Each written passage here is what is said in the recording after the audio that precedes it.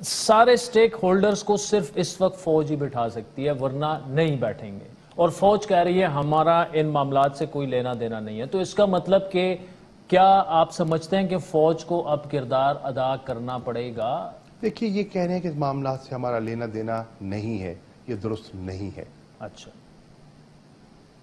بصد احترام، یہ درست نہیں ہے۔ مطلب وہ ابھی معاملات میں لینا دینا ہے، ابھی بھی ہو رہا ہے لینا دینا؟ بالکل ہے، اچھا، بالکل ہے، تھا، ہے۔ سر کس حد تک ہے؟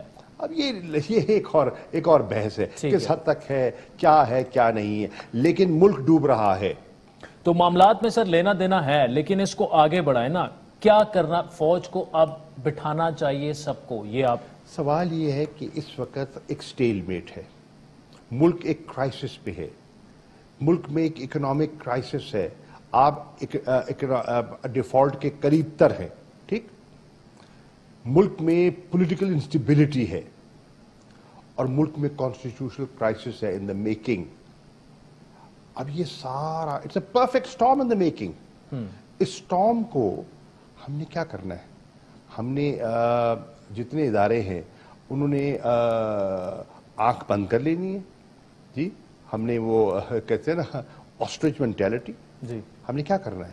ہم نے دیکھنا ہے کہ ملک کے مفاد میں کیا ہے، آئین کیا کہتا ہے، اور آئینی تقاضوں کے اندر ہم غیر جانبدار رہیں، ہم سیاست میں مداخلت نہ کریں، پر ہم آئین کی روح کو، اس کی اسپرٹ کو، اس کے لیٹر کو سمجھتے ہوئے کوئی راستہ تلاش کریں۔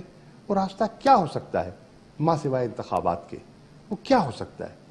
ٹھیک ہے، اس میں ہم کہہ رہے ہیں کہ ہم کیا کہہ رہے ہیں کہ اس میں گفت و شنید ہو جائے، ٹھیک، ان 3 اسمبلیوں پہ جس پر مطلب وہ ابھی قائم ہے، ان پہ نیگوسیشن ہو سکتی ہے، اور جو تحلیل ہو چکی ہیں اس پر ایک آئین کا ایک فیصلہ لاگو ہو چکا ہے، اس پر عمل درآمد ہو جائے تو ہم آگے بڑھ پائیں گے۔